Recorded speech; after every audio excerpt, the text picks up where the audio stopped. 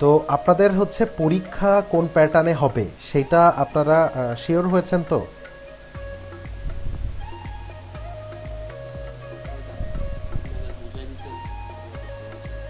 আচ্ছা, আমি একটু ডিফাইন করে দিচ্ছি। বিষয়টা হচ্ছে যে আপনাদের data structure and algorithm subject হচ্ছে 60 মার্কের। হ্যাঁ, তো 60 মার্কের মধ্যে আপনাদের কোশ্চেন 60 মার্কেরই হবে। কোশ্চেন 60 মার্কের হবে, বাট আপনাদেরকে অ্যান্সার করতে হবে হচ্ছে 30 মার্কের। ক্লিয়ার? আপনাদেরকে অ্যান্সার করতে হবে হচ্ছে 30 মার্কের। ওই 30 মার্ক অ্যান্সার করা মানে আপনি 60-এর অ্যান্সার করেছেন, 25 অ্যান্সার করা মানে আপনি 50 অ্যান্সার করেছেন। ক্লিয়ার? আর হচ্ছে এই কারণে তাহলে মনে করেন আপনাদের রচনামূলক প্রশ্ন 6টা থাকে, 3টা লিখতে হবে। তারপরে আপনার সংক্ষিপ্ত থাকে 10টা, লিখবেন হচ্ছে 5টা। অতি সংক্ষিপ্ত থাকে হচ্ছে 10টা, লিখবেন হচ্ছে 5টা। যে কোনো 5টা, যে কোনো 5টা করে লিখতে পারবেন। রচনামূলক যে কোনো 3টা লিখতে পারবেন। এখন আপনারা জাস্ট আমাকে একটু বলেন যে আপনাদেরকে আমি কি বেসিসে পড়াবো। যেহেতু হাতে আমাদের সময় কম, আমি কি আপনাদেরকে মূল পয়েন্টগুলো ফাইন্ড আউট করে দিয়ে পড়াবো, নাকি হচ্ছে চ্যাপ্টার ওয়াইজ পড়াবো, নাকি প্রথমে মোটামুটি একটা চ্যাপ্টারের ওভারভিউ দিয়ে যে এই প্রশ্নগুলো এখান থেকে পড়তে হবে, দেন সেইগুলোই শুধু পড়িয়ে দেবো? কি করাবো সেটা আপনারা বলেন, সেই অনুযায়ী আপনাদেরকে করিয়ে দেবো আর কি।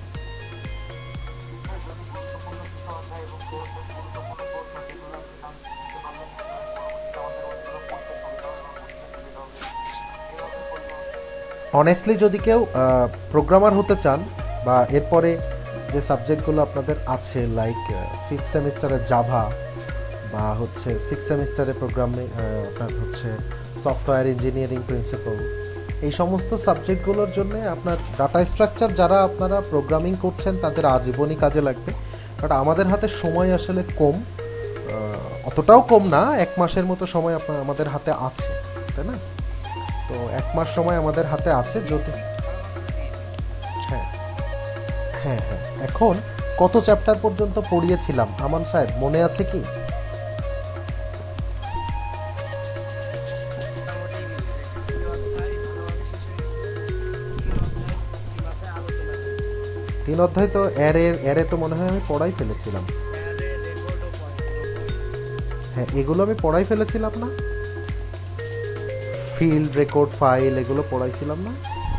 জি স্যার, জি পড়ানো আছে। আচ্ছা, আমি আপনাদের তো লিংক লিস্টও পড়িয়েছিলাম, ক্লাসে লিংক লিস্ট পড়িয়েছিলাম, মনে আছে কি আমান সাহেব? মনে আছে? আমি ক্লাসে বাংলাদেশ লিখে দিয়েছিলাম, লিংক লিস্ট মনে আছে? এইসব টপিক একটু আলোচনা করলে ভালো হয়। অনেকদিন পড়াশোনা করি বাইরেতে, একটু যদি আলোচনা করতেন আমার মনে চলে আসতো। আচ্ছা, যাই হোক, তাহলে প্রথম থেকে শুরু করলেই হয়তো আমাদের একটু ভালো হচ্ছে। প্রথম থেকে করেই পলিটেকনিকের স্টুডেন্টরা আজীবনই শেষে থাকে। যেখানেই যাই একটা করে গ্যাপ দেন, আবার প্রথম থেকে চালু করেন, আবার প্রথম থেকে চালু করেন, এমন করতে করতে শেষে আর যাওয়া হয় না। এটা হচ্ছে অবস্থা। তাহলে আমি একটা কাজ করি, আমি হচ্ছে শেষ দিক থেকে পড়ানো শুরু করি। স্যার শেষ দিক দিয়ে পড়ানো শুরু করলে কিছু বুঝতে পারবো না। কে বলছেন? স্যার আমি বুঝতে পারতেছি না। কে? ও আচ্ছা, আপনি আমার ক্লাস করেছেন নাকি মইনুল সাহেব এর আগে? জি স্যার করছি। সৌভিক স্যার একবারে যদি পড়ান তাহলে বুঝতে খুবই সমস্যা। আচ্ছা, তা আপনাদের তো এই যে পুরো 9টা মাস টাইম ছিল, পুরো 9টা মাসের মধ্যে বই ছুঁয়ে দেখেননি কেন? করোনা কি আজীবন থাকবে আর আজীবন ক্যাম্পাস বন্ধ থাকবে এমনটাই ভেবেছিলেন নাকি? না স্যার আমি তো তা বলতেছি না, একদম শেষে, কারণ আমি পড়ছি পড়ে একটু বুঝতে পারিনি। আচ্ছা, তাই? একদম শেষে যা আছে, একদম 10 নাম্বার চ্যাপ্টার যদি আমি পড়াই, 10 নাম্বার চ্যাপ্টারটা যদি আমি একটু পড়াই দিই, ধরেন 10 নাম্বার চ্যাপ্টারে আছে হচ্ছে স্ট্রিং। তো স্ট্রিং নিয়ে যদি আমরা পড়ি এই চ্যাপ্টার থেকে, সর্বোচ্চ আমরা পড়তে পারি যে স্ট্রিংটা কি জিনিস, এইটুকু শুধু আপনাদের জানার দরকার আছে। তো আমার মনে হয় যে এইখানে স্ট্রিং কী জিনিস এটা আপনারা প্রত্যেকেই জানেন। কেউ বলতে পারবেন যে স্ট্রিং কী জিনিস? ডবল কোটেশনের ভিতরে যা থাকে তা এই যে এই যে এটা হ্যাঁ বলেন। চাইছি যে আপনি যদি একদম শেষের দিকে সব ভাবেটা শেষের দিকে আসেন তাহলে আমরা কম বলবো সামনে থেকে এসে ঢাকাঢাকি করলে আমার ভালো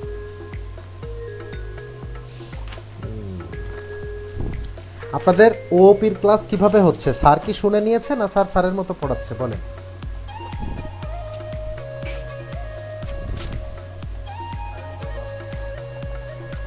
So we can start from their point of view.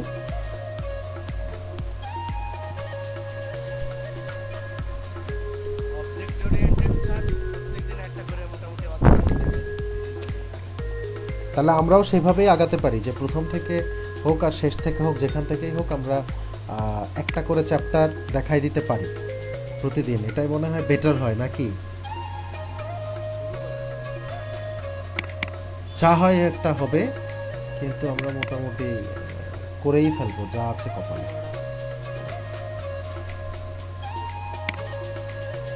এখনো জয়েন করছেন আপনারা? মানে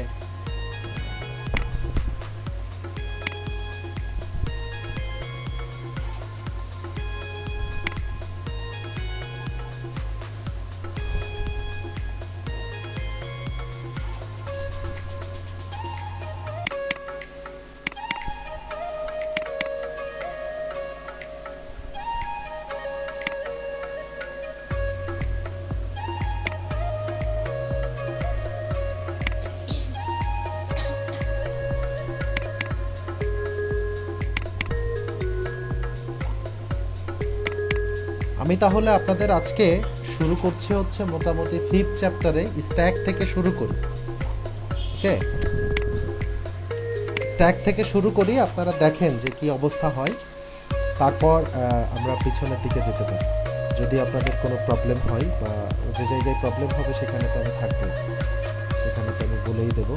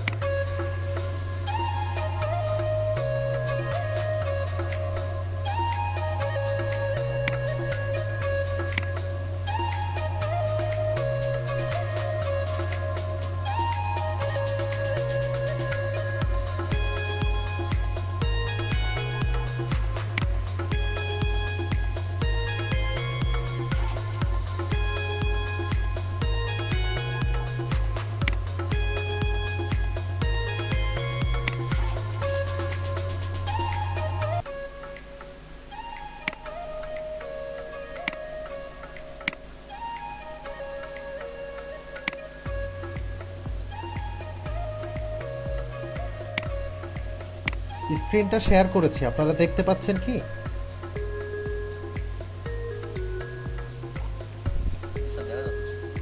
জি স্যার। আচ্ছা,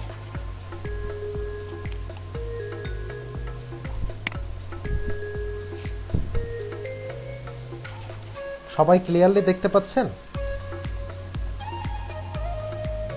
আচ্ছা, তো আমরা তাহলে শুরু করতে পারি। স্ট্যাক কি জিনিস? স্ট্যাক হচ্ছে কোনো ডাটা স্ট্রাকচারের কোর্সে একদম শুরুর দিকে যে ডাটা স্ট্রাকচারগুলো পড়ানো হয় আর কি আপনাদের, তার মধ্যে স্ট্যাক খুবই গুরুত্বপূর্ণ। স্ট্যাক এবং কিউ এই দুইটা জিনিস আমরা সব সময় যারা ইন্টারনেট চালাচ্ছি বা প্রোগ্রামিং সেক্টরের প্রোগ্রামিংয়ের কোনো অবদানকে বা যে কোনো সফটওয়্যারকে যখন আমরা ইউজ করছি, ডেফিনেটলি সেখানে স্ট্যাক প্রেজেন্ট রয়েছে। তো স্ট্যাকটা অ্যাকচুয়ালি কী জিনিস, এই যে এখন সবাই এইভাবে জয়েন করতে চাইলে তো আমি বিপদে পড়ে যাব। মানে সরে আসতে হবে এখান থেকে, এসে তারপরে আবার তাদেরকে আমার অ্যাপ্রুভ করতে হচ্ছে। ক্লাসে এত লেটে তো দেখতে পাচ্ছি না আপনাকে। আমাকে তো দেখতে পারবেন না। আপনারা স্ক্রিন দেখতে পাচ্ছেন কিনা? শেয়ার পাচ্ছি। স্ক্রিনটাকেই দেখতে বলছি। Okay sir. তো স্ট্যাক কি জিনিস? স্ট্যাককে বলা হয় লিফো বা last in first out data structure. Clear? এইটুকু বুঝছেন যে last in first out, last in first out means কি? যেটা সবার শেষে আসবে সেটা সবার আগে বের হবে। এটুকু বুঝেছেন? একটু রেসপন্স করবেন যে যখন বলা হচ্ছে যে স্ট্যাক হচ্ছে লিফো ডাটা স্ট্রাকচার বা last in first out data structure, এটা আপনি চিন্তা করেন যে আপনার কাছে অনেকগুলো বই আছে, একটার উপর একটা সাজানো আছে। আপনি যে কোনো সময় কি করতে পারছেন, চাইলেই আপনি একদম উপরের যে বইটা আছে সেটা সরিয়ে ফেলতে পারছেন, বা ওর উপরে আরেকটা বই নিয়ে এসে দিতে পারছেন। যখন আপনি সরাচ্ছেন সেখান থেকে কোনো একটা বই, সাপোজ 10টা বই আছে, আপনি যদি চিন্তা করেন এখন যে আপনার কাছে 10টা বই আছে, তা আপনি গুছিয়ে গুছিয়ে রাখছেন, তাহলে কি করছেন যে একেবারে শুরুতে যে বইটা ছিল সেটা সবার নিচে গেল, তারপর যেটা ছিল তারপর সবার তার উপরে গেল, তারপর তার উপরে গেল, এইভাবে সর্বশেষ যে বইটা ছিল সেটা চলে আসলো কি সবার উপরে। এইটাকে বলে হচ্ছে লাস্ট ইন ফার্স্ট আউট। আর এই লাস্ট ইন ফার্স্ট আউট বা লিফোর দুইটা অপারেশন আছে, বা স্ট্যাকের দুইটা অপারেশন আছে। সেটা কি? একটা হচ্ছে পুশ আর একটা হচ্ছে পপ। শব্দ করেন না, শব্দ করেন না। একটা হচ্ছে পুশ আর একটা হচ্ছে পপ। তো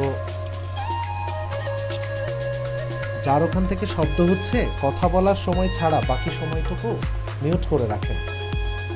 তো যার ওখান থেকে শব্দ হচ্ছে একটু মিউট করবেন, হ্যাঁ। তো বিষয়টা হচ্ছে যে পুশ আর পপ কি জিনিস সেটা আমরা একটু খেয়াল করি। দেখেন, আপনারা যখন কোনো রেস্টুরেন্টে যান, তখন দরজায় লেখা দেখবেন পুশ। এই পুশ মানে কি? ভিতরের দিকে পুশ করা। আর পপ মানে টেনে বের করা। তাহলে মনে করেন যে 10টা বই আছে একটা তাকে, সেখান থেকে আপনি বই যদি বের করতে চান, বা সেখানে পুশ পপ দুইটাই ঘটানো সম্ভব। সাপোজ যদি জায়গা থাকে উপরে, তাহলে আপনি ওই 10টার উপর আরেকটা বই রেখে 11 বানাতে পারছেন।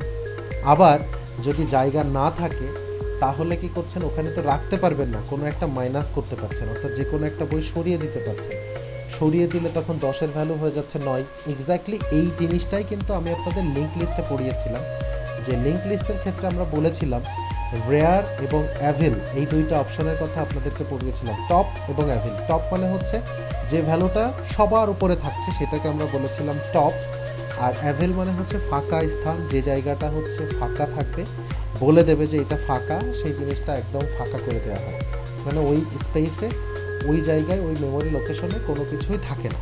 তো পুশ আর পপ ব্যাপারটা আমি যদি বলি, পুশ মানে হচ্ছে নতুন করে আবার সংযোজন করা, পপ মানে হচ্ছে বিয়োজন করা। এটুকু মনে থাকবে, পুশ মানে সংযোজন, পপ মানে হচ্ছে বিয়োজন। এটা হচ্ছে কোনো একটা বইয়ের স্ট্যাক। আপনি স্ট্যাকের উপরে ছাড়া অন্য কোনো জায়গায় বই ঢুকাতে পারবেন না। কেন পারবেন না? এখানে প্রশ্ন হচ্ছে, স্যার আমি তো মাঝখান থেকে একটা বই টেনে নিয়ে এসে বের করে দিতে পারি। যদি আপনি উপরে ছাড়া অন্য কোনো জায়গায় বই দিতে চান, উপর থেকে যদি সরায়, মাঝখান থেকে একটা ডিরেক্ট সরায় নিতে চান, তাহলে সেটার স্ট্যাক থাকবে না, সেটা হচ্ছে বাস্তব জীবনের চিন্তায় চলে আসবে। কারণ স্ট্যাকের নিয়মটাই হচ্ছে লাস্ট ইন ফার্স্ট আউট, একদম সব শেষ আসবে, সবার উপর থেকে বের করতে হবে, এটাই হচ্ছে ওর নিয়ম। তাই আপনি চাইলে মাঝখানে একটা ডাটাকে ইনসার্ট করতে পারবেন না। ক্লিয়ার?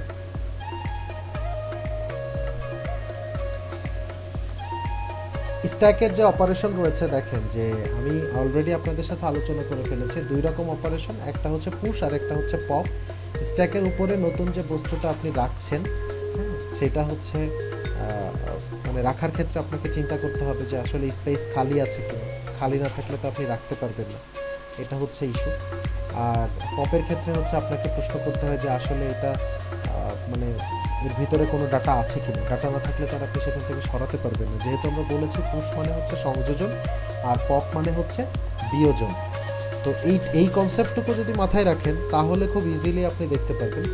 তো আমরা হচ্ছে স্ট্যাকের যে বেসিক অপারেশনগুলো আছে সেগুলো একটু দেখব।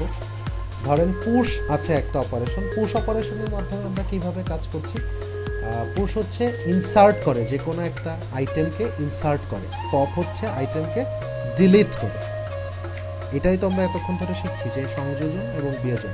Two use a stack efficiently we need to check the status of stack as well. For the same purpose the following functionality is added to stacks. এখানে আর বলা হচ্ছে যে এই নিচে যে আরও 3টা ফাংশন আছে, এগুলো স্ট্যাকের ক্ষেত্রে ইউজ করা হয়। কি কি? একটা হচ্ছে পিক, আর একটা হচ্ছে ইজ ফুল, আর একটা হচ্ছে ইজ এমটি। তো পিক কি কাজ করে? Get the top data element to of the stack without removing it. তার মানে কি বলছে যে রিমুভ না করে একদম উপরের যে ডাটাটা আছে সেই ডাটাটাকে অর্থাৎ সেই উপাদানটাকে যখন আপনি স্ট্যাক থেকে নিয়ে নেবেন তখন সেটাকে বলা হচ্ছে পিক। আমরা পিক মানে কিন্তু বুঝি যে পিকেট বা পিক আপ, আমরা কিন্তু এটা বুঝি। সেই জিনিসটা একেবারে মনে রাখা খুবই সহজ।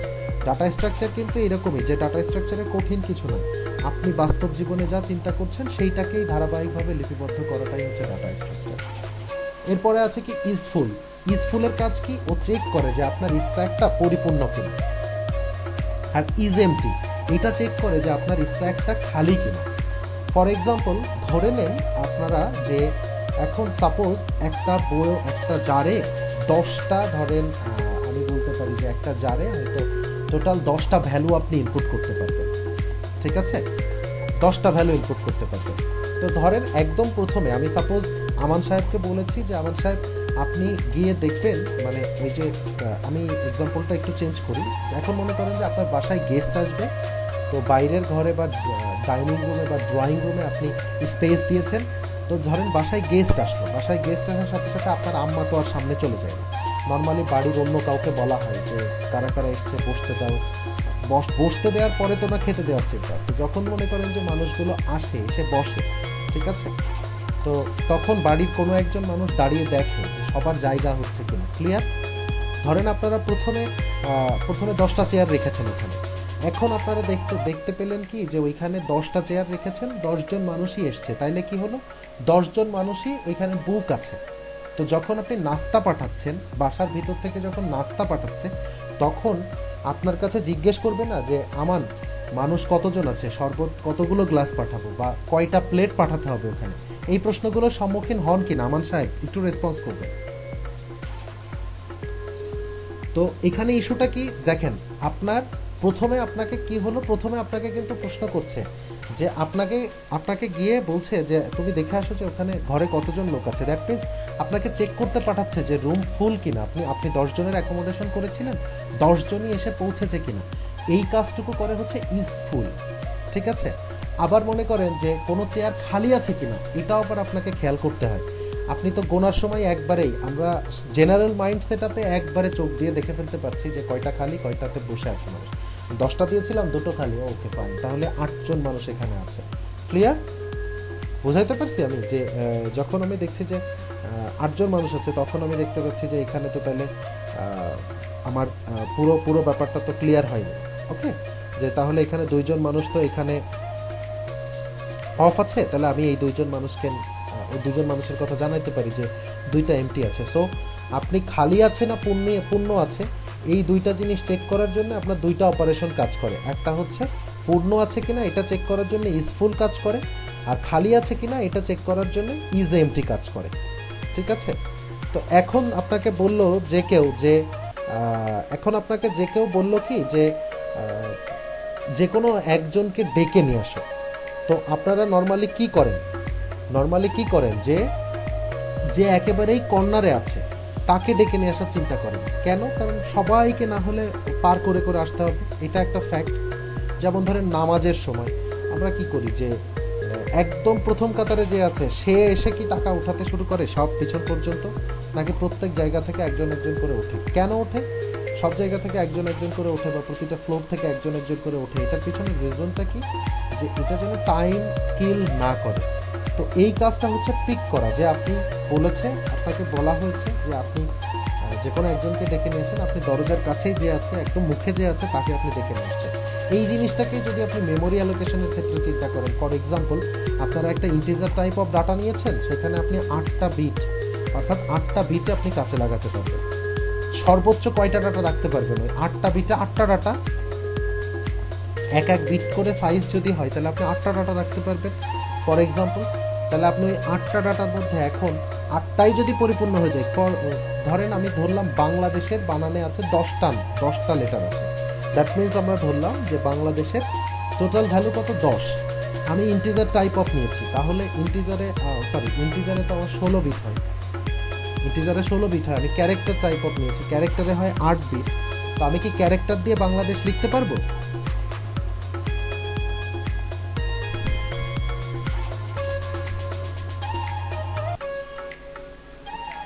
হ্যাঁ ওটা 8 বিট, আমার আমার লাগবে হচ্ছে 10 বিট।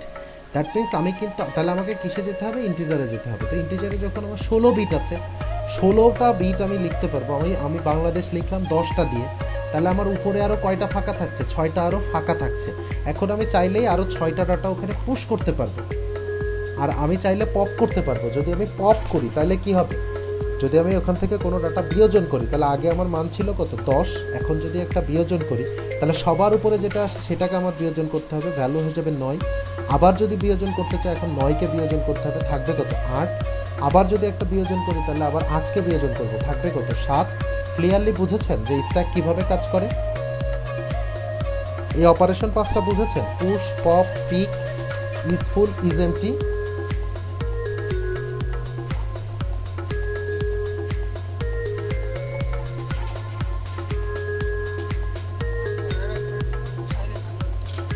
কোনটা বোঝেননি? ওখানে লেখা আছে দেখেন, check if stack is empty. বলছে কি যে স্ট্যাক এমটি কিনা সেটাকে চেক করছে।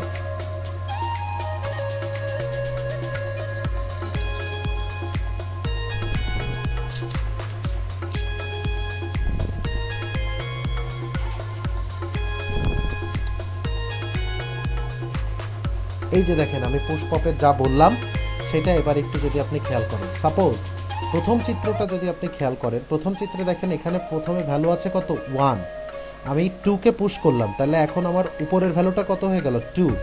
এবার আমি 3কে পুশ করলাম, তাহলে আমার উপরের ভ্যালুটা কত 3। 4কে পুশ করলাম, আমার উপরের ভ্যালু এখন কত 4। যদি আমি আবার এর মাথায় 5কে পুশ করি তাহলে আমার উপরের ভ্যালু কত হয়ে যাচ্ছে 5। বুঝতে পেরেছেন? চিত্রটা খেয়াল করেন, উপরের সেগমেন্টের 5টা চিত্র খেয়াল করেন। আবার একই রকমভাবে যখন আমি পপ করছি, একদম উপরে আমার ছিল 5 ছিল, আমি এটাকে পপ করে দিচ্ছি। পপ করে দিলে পরেরটাতে দেখতে পাচ্ছি আমার উপরের ভ্যালুটা আছে কত 4। আবার একটা পপ করলাম, তাহলে আমার ভ্যালু 4 থেকে কমে হয়ে গেল 3। আরেকটা পপ করলাম, তাহলে হয়ে গেল হচ্ছে 2। এখান থেকে যদি আরও একটা পপ করি তাহলে আমার ভ্যালু হয়ে যাচ্ছে কত 1। ক্লিয়ার? এখন আমার ভ্যালু আছে 1, আমি যদি এখন 1কেও সরাই দিই তাহলে কি হয়ে যাবে, টোটাল স্ট্যাকটা 0 হয়ে যাবে, দ্যাট মিনস এমটি। এখন যদি আবার পপ করতে বলা হয় তাহলে কি আর পারবে? কোনো ডাটা যেহেতু নাই, ডাটাই নাই, তাহলে বিয়োজন করব কি করে? ক্লিয়ার? যখন আর বিয়োজন করতে পারবে না, কখন পারবে না, যখন ইজ এমটি চেক করে বলবে যে হ্যাঁ ইজ এমটি, যখনও বলবে যে হ্যাঁ স্ট্যাক এমটি হয়ে গিয়েছে তখন আর পারবে না। ঠিক আছে, বুঝতে পেরেছেন? আচ্ছা, ছবিতে যা দেখলাম সেটা কি আর এখানে আলোচনা করার দরকার আছে?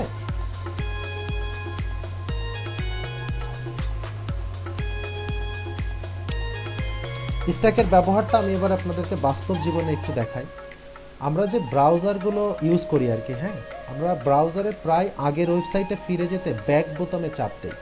এটাও কিন্তু স্ট্যাক ব্যবহার করে তৈরি করা হয়। যখন নতুন ওয়েবসাইটে যাবেন তখন আগের ওয়েবসাইটটাকে স্ট্যাকের উপরে রেখে দিন, ফিরে যেতে চাইলে স্ট্যাকের উপরের ওয়েবসাইটে ফেরত গিয়ে স্ট্যাক থেকে পপ করে দিন। এটা আমি আপনাদেরকে একটু ক্লিয়ারলি বোঝাই। ফর এক্সাম্পল, আপনি মনে করেন সার্চ করলেন গুগলে গিয়ে যে হোয়াট ইজ স্ট্যাক বা স্ট্যাক ডিফাইন করেন, এরকম কিছু একটা সার্চ করলে অনেকগুলো অপশন আসে না? এখন আমরা কি করি, আমরা হচ্ছে যে রাইট বাটন ক্লিক করে অন্য একটা ট্যাবে ওপেন করতে পারি বা ওইখানেও সরাসরি ওপেন করতে পারি, তাই না? আর এফোর টেকের মাউস হলে মাঝখানের বাটনটাকে আমরা চাপ দিয়ে একবারে আলাদা ট্যাবে ওপেন করতে পারি। তো আমরা কি করি, যখন এখন মনে করেন আপনি 3-4টা স্টেপ চলে গিয়েছেন, 3-4টা স্টেপ চলে গিয়েছেন, ক্লিক করতে বললে এখান থেকে আরেক জায়গা, আরেক জায়গা থেকে আরেক জায়গা, এমন করতে করতে আপনি চলে গিয়েছেন অনেক দূর। তাহলে এখন মনে করেন আপনি 5 নম্বর পেজে চলে এসছেন, কোনো একটা ওয়েবসাইটে ঢুকে তার 5 নম্বর পেজে এসছেন। তো 5 নম্বর পেজ থেকে যখন আপনি 4 নাম্বার পেজে আসতে চাবেন তখন একটা ব্যাক করতে হয়, তাই না? তো এই যে ব্যাকটা আপনি করছেন, এটা কিসের উপরে বেস করে করছেন? আপনি ব্যাক করলে কেন বারবার 1 ঘর পিছায়, 2 ঘর কেন পিছায় না, বা সর্বশেষ ঘরটা থেকে ভেরি রিসেন্টলি ভিজিট করা স্পেসটাতে চলে আসে কেন? এই জিনিসটা কখনো চিন্তা করেছেন যে আমি তো ব্যাক করলাম, ব্যাক করলে তো আমি ওখান থেকে টোটাল ব্যাক করে একদম জিরোতে চলে আসতে পারতাম, তাই কি আসে? একটা একটা করে পেজ যায়। এটা কেন যায়? কারণ এখানে স্ট্যাকটার মাধ্যমে কাজটা হচ্ছে।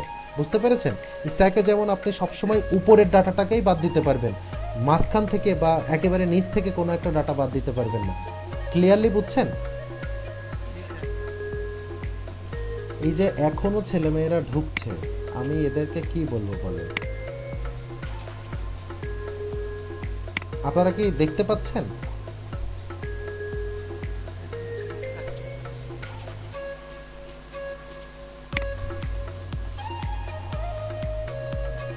আচ্ছা, এখন দেখেন সংযোজনের অ্যালগরিদম, স্ট্যাকে ডাটা সংযোজন অথবা বিয়োজন, এই অ্যালগরিদম আসে দুইটা একসাথে আসলে বড় প্রশ্ন, আলাদা আসলে ছোট প্রশ্ন। তো সংযোজনের অ্যালগরিদম যদি আমরা চিন্তা করি, ধরেন সংযোজন করব, অর্থাৎ পুশ করব বা অ্যাড করব। প্রথমে আমরা স্টার্ট করলাম, স্টার্ট করার পর আমরা যেহেতু সংযোজন করব, তাহলে কি খুঁজব?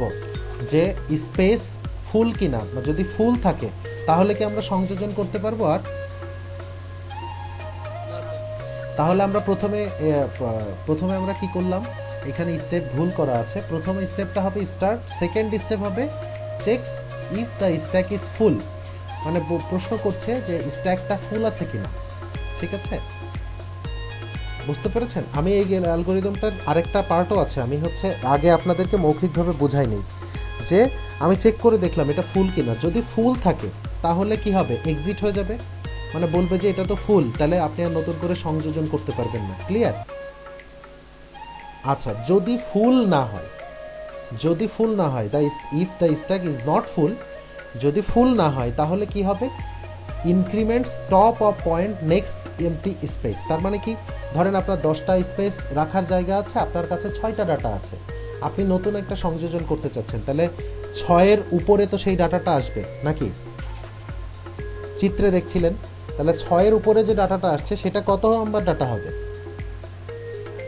তাহলে আগে স্ট্যাকের ভ্যালু কত ছিল? আগে স্ট্যাকের ভ্যালু কত ছিল? 6 এখন ভ্যালু কত হবে? 7 তাহলে আগে টপ ইকুয়ালস টু কত ছিল? আগে টপ ইকুয়ালস টু কত ছিল? টপ মানে তো একদম উপরের ডাটাটা। ছিল। আগে ছিল টপ ইকুয়ালস টু 6, এখন টপ ইকুয়ালস টু কি হবে? Top plus 1। হ্যাঁ, মানে টপ প্লাস 1। যখনই আপনি ডাটা, এখন তো আমি বলে দিচ্ছি বলে 7 বলছেন, মানে এক কথায় আমরা কি বুঝবো? যে নর্মালি যে ভ্যালুটা থাকবে সেটা হচ্ছে আমার টপ। যখন আমি একটা নতুন করে পুশ করব তখন সেই ভ্যালুটা কি হয়ে যাবে? Top equals to top plus 1, মানে নতুন যে আইটেমটা হবে সেইটার ভ্যালু কত হবে? Top plus 1। টপ যততে থাকবে তার সাথে এক যোগ হয়ে যাবে। ক্লিয়ার? ওইটা কোথায় বসবে? মানে নতুন যে ডাটাটা আসছে সেটা কোথায় বসবে? সবার উপরে। তার মানে where top is pointing. Clear? Top is pointing মনে হয় ক্লিয়ার হননি। ধরেন 6 নাম্বার ডাটা তো আমার এখন কত? টপ মানে কি একদম উপরে যেটা থাকবে সেটা না? তাহলে আমার প্রাথমিকভাবে আমাদের উপরের ডাটাটার ভ্যালু কত? 6। এখন যখন আমি আরেকটা ডাটা ইনপুট করলাম তাহলে ওর লোকেশন চেঞ্জ হয়ে গেল না? টপের লোকেশন চেঞ্জ হয়ে গেল না? আগে টপের লোকেশন ছিল 6, এখন টপের লোকেশন ঘুরে কোথায় চলে গেল? 7-এ চলে গেল। তাহলে তো আমরা বলবো যে নতুন ডাটাটা কোথায় আছে? হোয়ার টপ ইজ পয়েন্টিং, অর্থাৎ টপ যেখানে নির্দেশ করছে নতুন ডাটা সেখানেই আছে। পয়েন্টার মানে তো নির্দেশ করা। ক্লিয়ার? আচ্ছা, তাহলে অ্যালগরিদমটা করতে পারবেন না?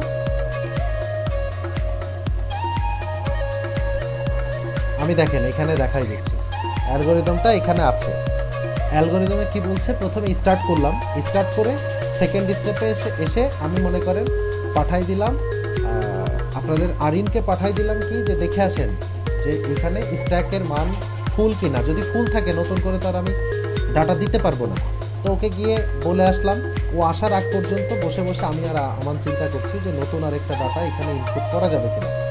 আমান বলছে স্যার যদি স্ট্যাকের মানটা ম্যাক্সিমাম হয়ে যায় তাহলে তার আমরা দিতে পারবো না, ওটা তো ওভারফ্লো হয়ে যাবে। হ্যাঁ, আর আমি বলছি হ্যাঁ যদি ওভারফ্লো না হয় তাহলে ফাঁকা থাকবে, ফাঁকা থাকলে কি হবে? টপের ভ্যালুটা চেঞ্জ হয়ে যাবে। এটা মনে করেন আমরা আলোচনা করলাম, সেটাই দেখেন 3 নাম্বার স্টেপে আছে। আমার সাহেব ক্লিয়ারলি বুঝতে পারছেন? দেখেন আমি পয়েন্টার রাখলে সেটা কি আপনারা দেখতে পাচ্ছেন? দেখেন এইখানে আমি কি বলছি, top equals to max stack, ম্যাক্সিমামের 3টা লেটার নিয়ে ম্যাক্স, আর স্ট্যাকের 3টা লেটার নিয়ে এসটিকে। তাহলে top equals to max stack মানে টপের মান যদি স্ট্যাকের ম্যাক্সিমাম ভ্যালু হয়, অর্থাৎ একদম আমার হাতে 10টা মেমোরি লোকেশন আছে, আমার ডাটাও 10টা আছে, তাহলে আমি কি 11 নম্বর ইনপুট করতে পারবো? ওভারফ্লো হবে, মানে কি একটা বোতলের মধ্যে 2 লিটার পানি ধরে, 2 লিটার ধরার পরে যদি আরও দেন তাহলে কি হবে, উপর দিয়ে পড়ে যাবে না? তো এখানেও ব্যাপারটা তাই, যে আপনার ভ্যালু যখন ম্যাক্স স্ট্যাক আছে তখন আপনি যদি আবার ডাটা দিতে চান তাহলে সেটা কি হয়ে যাবে, ওভারফ্লো হয়ে যাবে। ক্লিয়ার? আর যদি ওভারফ্লো না হয়, ও যদি ফিরে আসে, অর্থাৎ আরিন যদি ফিরে এসে বলে যে স্যার ওখানে ফাঁকা আছে, তাহলে আমরা কি করছি, সরাসরি ওইখানে নতুন ডাটাটা দিয়ে দিলাম। যখনই নতুন ডাটা দিচ্ছি তখন টপের ভ্যালু চেঞ্জ হয়ে top equals to top plus 1 হচ্ছে না? তাহলে এবার স্টেপ 4-এ এসে আমরা কি বলছি, স্টেপ 4-এ এসে ফট করে মনে করেন মইনুল সাহেব প্রশ্ন করলো যে স্যার আমাদের নতুন আইটেমটা কোথায় গেল? তো আমি বলে দিলাম কি যে স্ট্যাকের টপ যেখানে নতুন আইটেম সেখানে। ক্লিয়ার? তো এই যে দেখেন স্ট্যাকের টপ যেখানে নতুন আইটেমটা সেখানে। তাহলে এই অ্যালগোরিদমটা কি বুঝতে পেরেছেন সবাই? আচ্ছা, এবার যদি মনে করেন বিয়োজন করতে হয় তাহলে কি কি করতে হবে চেঞ্জ, আপনারা বলেন তো।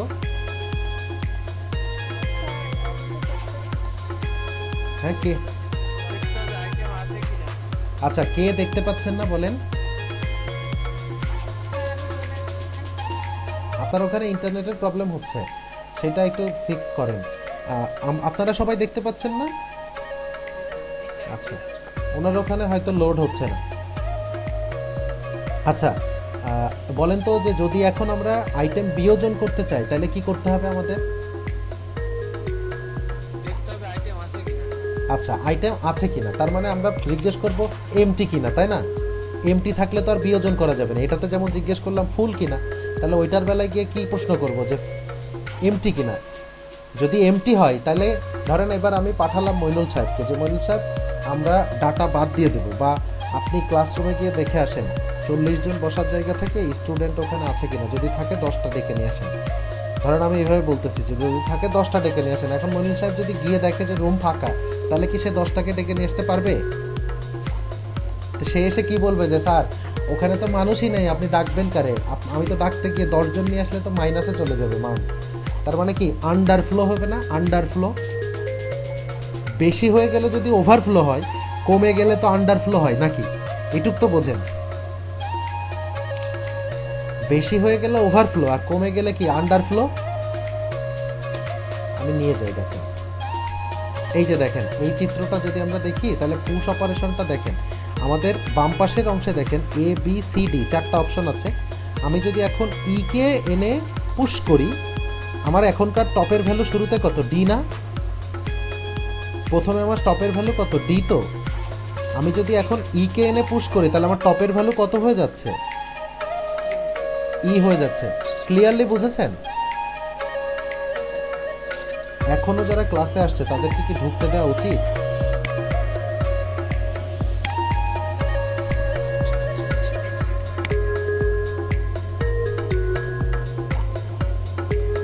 কি যে বলবো,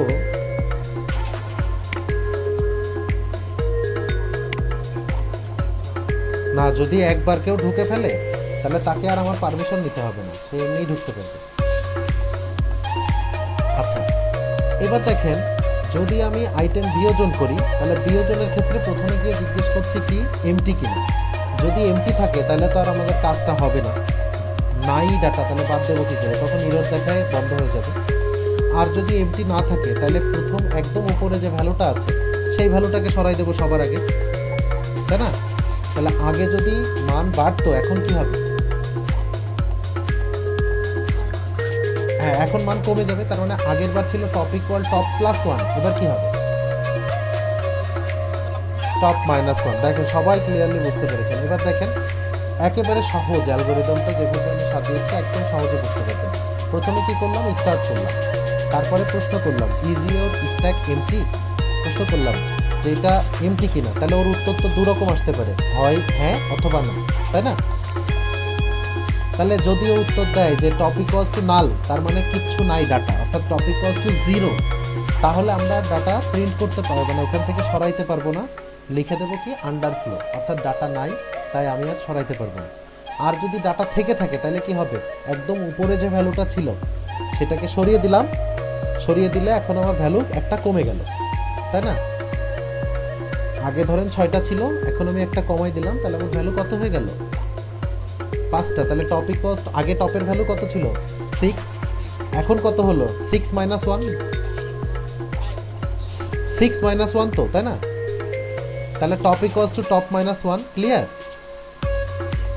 আচ্ছা, এবার মনে করেন এসে মিথিলা প্রশ্ন করলো যে স্যার আমার এখন টপটা কোথায় গেল, বা আমার এখন সর্বশেষ আইটেম যেটা সেটা কোথায় আছে, তাহলে আপনি কি বলবেন সর্বশেষ আইটেমটা কোথায় আছে? হ্যাঁ, টপে আছে, সবসময় সর্বশেষ আইটেম শেষে থাকে। এখানে বলেই দেওয়া হয়েছে লাস্ট ইন ফার্স্ট আউট, তার মানে সর্বশেষ আইটেমটা একদম উপরে থাকে, ক্লিয়ার? আচ্ছা, এইবার দেখেন পপ অপারেশনটা যদি এবার খেয়াল করি, তাহলে বাম পাশের চিত্রে দেখেন, বাম পাশে আমার টপের ভ্যালু কত, ই। আচ্ছা, ডান পাশে আমার টপের ভ্যালু কত, যখন আমি একটা সরাই দিলাম আমার টপের ভ্যালু কি হয়ে গেল, ডি। সবাই বুঝতে পেরেছেন? এই চ্যাপ্টার থেকে ইম্পর্টেন্ট প্রশ্ন হচ্ছে এইটাই যে আপনার স্ট্যাক কি, স্ট্যাকের অপারেশনগুলো কি কি, স্ট্যাকের সংযোজন বা বিয়োজন, এই পুরো যা যা আছে সেই জিনিসগুলোই হচ্ছে আপনাদের বেসিক্যালি আমি যা পড়িয়েছি এইগুলোই মূলত এখান থেকে ইম্পর্টেন্ট কোশ্চেন। এটার ভিডিও আছে ইউটিউবে, আপনারা ভিডিওটা দেখে নিতে পারেন। আর যে ডকুমেন্টস দেখে, আপনার যে প্রেজেন্টেশন দেখে আমি আপনাদের পড়িয়েছি, এই প্রেজেন্টেশনটা আমি গুগল ড্রাইভে আপলোড করে আপনাদেরকে লিঙ্ক দিয়ে দেবো, আপনারা সেখান থেকে প্রেজেন্টেশনটা ডাউনলোড করে নিতে পারবেন, সেটা আপনারা আপনাদের মতো করে পড়ে নিতে পারবেন, ক্লিয়ার?